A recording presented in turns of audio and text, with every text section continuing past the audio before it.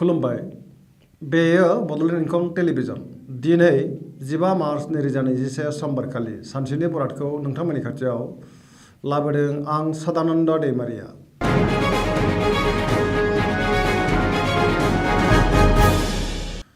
सिगां फरायनो लादों मेष राशि।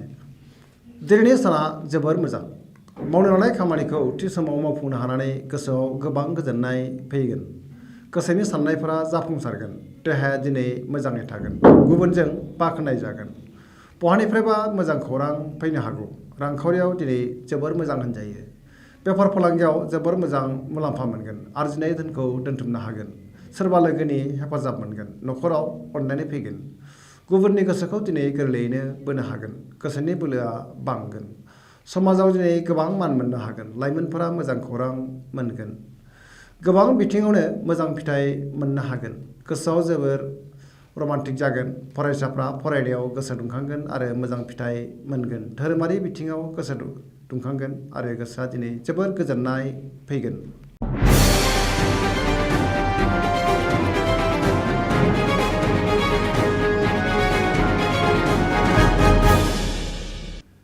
वृष राशि।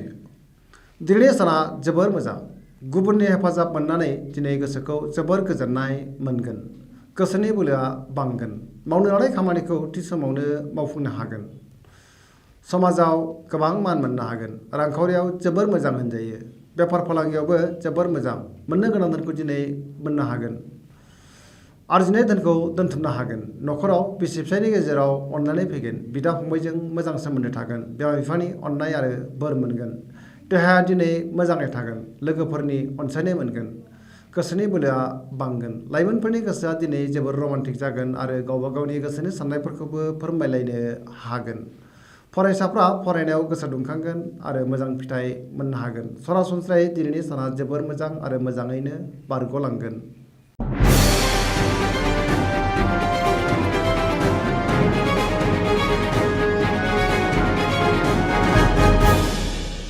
मिथुन राशि। दिनैनि साना जोबोर मोजां। मावनो लानाय खामानिखौ गोरलैयैनो मावफुंनो हानानै दिनै गोसोखौ जोबोर गोजोननाय मोनगोन। सोरबा आइजोनि अननाय आरो अनसायनाय मोनगोन। देहाया दिनै मोजाङै थागोन। रांखावरियाव जोबोर मोजां। बेफार फालांगियावबो मोजां मुलाम्फा मोननो हागोन। न'खराव अननाय फैगोन। समाजाव दिनै गोबां मान मोनगोन। गोसोनि बोलोआ बांगोन। मावनो लानाय खामानिखौ गोरलैयैनो मावफुंनो हागोन। गुबुननि हेफाजाब मोनगोन। सिगांनि बबेबा आद्रा खामानिखौबो मावफुंजोबनो हागोन। लाइमोनफोरनि गोसोआ जोबोर रमान्टिक जागोन। फरायसाफ्रा फरायनायाव गोसो दुंखांगोन। सरासनस्रायै दिनैनि साना जोबोर मोजां आरो मोजाङैनो बारग'लांगोन। गोसोनि साननायफोरा जाफुंसारगोन।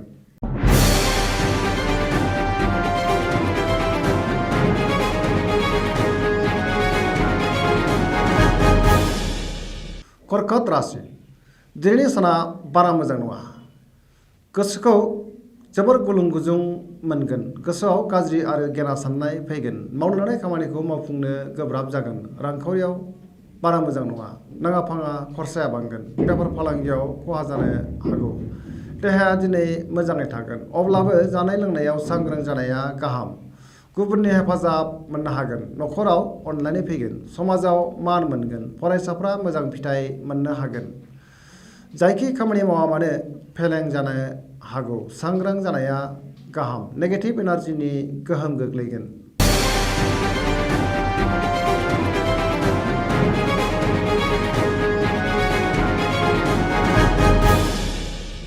सिंह राशि। दिनैनि साना जोबोर मोजां। गोसोखौ जोबोर गोजोननाय मोनगोन। मावनो लानाय खामानिखौ थि समावनो मावफुंनो हागोन। सोरबा लोगोनिफ्राय मोजां खौरां मोननो हागौ। रांखावरियाव जोबोर मोजां होनजायो। मोननो गोनां धोनखौ दिनै मोननो हागोन।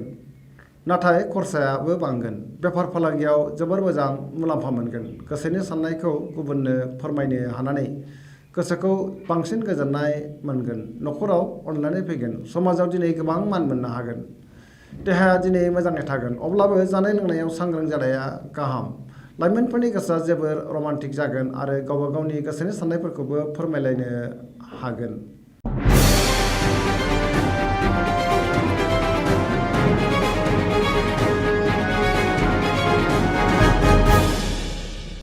कन्या राशि दिनैनि साना जोबोर मोजां गोसोआव गोग्गो आरो मोजां साननाय फैगोन रांखावरियाव जोबोर मोजां होनजायो नाथाय खरसायाबो बांगोन बेफार फालांगियाव जोबोर मोजां मुलाम्फा मोननो हागोन देहाया दिनै मोजाङै थागोन अब्लाबो जानाय लोंनायाव सांग्रां जानाया गाहाम गोबां मुंदांखा सुबुंजों बबेबा फोरबोआव लोगो मोनज्लायगोन न'खराव बिसि फिसायनि गेजेराव अनलायनाय फैगोन गोबां खामानियाव मुखुब थानांगोन समाजाव दिनै गोबां मान मोननो हागोन गुबुननि गोसोखौ दिनै गोरलैयैनो बोनो हागोन सोरबा लोगोनि हेफाजाबजों मावनो लानाय खामानिखौ आबुङै मावफुंनो हागोन आरो जाफुंसारगोन सरासनस्रायै दिनैनि साना जोबोर मोजां आरो मोजाङैनो बारग'लांगोन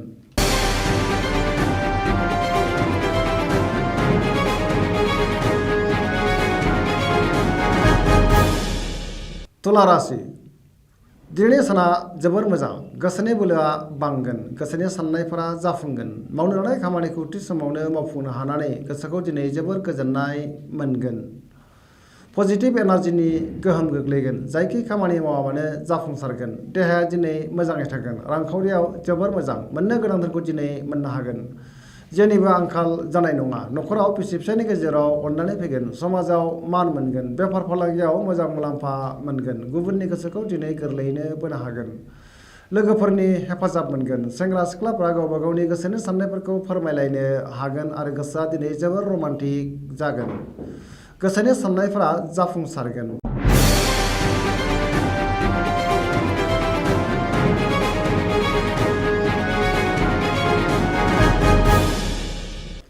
वृश्चिक राशि दिनैनि साना बारा मोजां नङा गोसोखौ जोबोर गुलुं गुजुं मोनगोन अदेबानि बेलासि समहालागै गोजोननाय फैफिनगोन गोसोनि साननायफोरा जाफुंसारगोन गोसोनि बोलोआ बांगोन समाजाव मान मोननो हागोन न'खराव अननानै फैगोन रांखावरियाव बारा मोजां नङा नाङा फाङा खरसाया बांगोन बेफार फालांगियावबो खहा जानांनो हागौ देहाया दिनै मोजाङै थागोन अब्लाबो जानाय लोंनायाव सांग्रां जानाया गाहाम गुबुननि हेफाजाब मोननो हागोन फरायसाफ्रा फरायनायाव गोसो दुंगोन लाइमोनफोरनि गोसोआ जोबोर रमान्टिक जागोन आरो गावबा गावनि गोसोनि साननायफोरखौबो फोरमायलायनो हागोन सरासनस्रायै दिनैनि साना मोजां आरो गाज्रिनि गेजेरजोंनो बाबेरलांगोन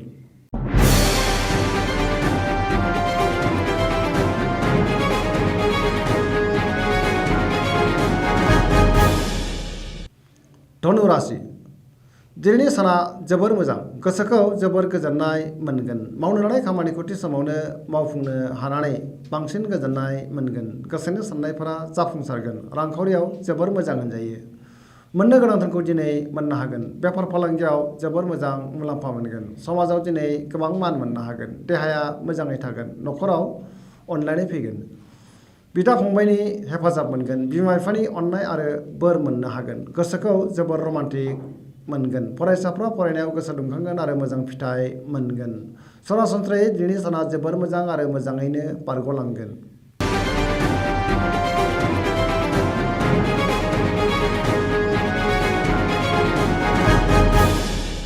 मकर राशि दिनैनि साना जोबोर मोजां गोसोनि साननायफोरा जाफुंगोन मावनो लानाय खामानिखौ थि समावनो मावफुंनो हानानै दिनै गोसोखौ जोबोर गोजोननाय मोनगोन रांखावरियाव जोबोर मोजां होनजायो आयआ बांगोन आरजिनाय धोनखौ दोनथुमनो हागोन मोननो गोनां धोनखौबो दिनै मोननो हागोन बेफार फालांगियाव मोजां मुलाम्फा मोनगोन गुबुनजों मोजां सोमोन्दो लाखिनो रोंगोन गोब्राब खामानिखौ मावफुंनो हागोन सिगांनि बबेबा आद्रा खामानिया मावफुंजाजोबगोन न'खराव अनलायनाय फैगोन बिदा फंबायनि हेफाजाब मोननो हागोन सेंग्रा सिख्लाफ्रा गावबा गावनि गोसोनि साननायफोरखौ फोरमायलायनो हागोन आरो गोसोआ दिनै जोबोर रमान्टिक जागोन सरासनस्रायै दिनैनि साना जोबोर मोजां आरो मोजाङैनो बारग'लांगोन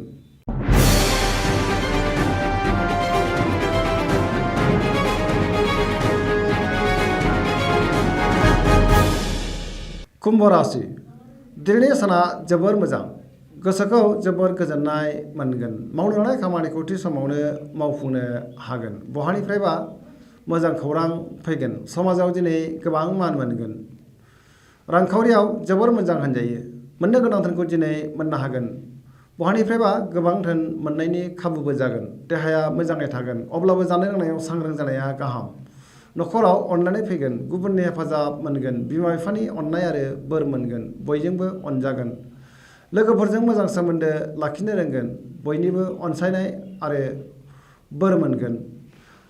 बहाबा थाङोब्ला दिनै जोबोर मोजां आरो मोजाङैनो हान्थिनो हागोन। सरासनस्रायै दिनैनि साना जोबोर मोजां आरो मोजाङैनो बारग'लांगोन।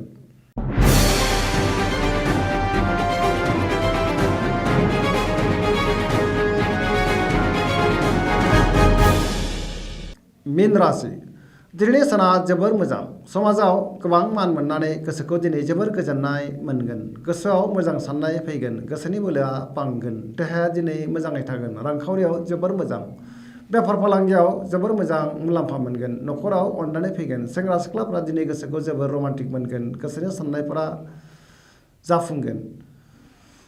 गुबुननि अनसायनाय मोननानै गोसोखौ दिनै बांसिन गोजोननाय मोनगोन। फरायसाफ्रा फरायनायाव गोसो दुंगोन आरो मोजां फिथाइ मोननो हागोन। लाइमोनफोरनि गोसोआ जोबोर रमान्टिक जागोन आरो गावबा गावनि गोसोनि साननायफोरखौबो फोरमायलायनो हागोन। सरासनस्रायै दिनैनि साना जोबोर मोजां आरो मोजाङैनो बारग'लांगोन। दिनैनि राशि फरायथिनाया एसेनोसै। जोबनायाव बेखौनो खावलायो जाहाथे नोंथांमोना सानफ्रामबो जोंनि बे बड'लेण्ड इंखं टेलिभिजनखौ नायबाय थायो आरो साबस्क्राइब खालामो। एसेनोसै, गोजोन्थों।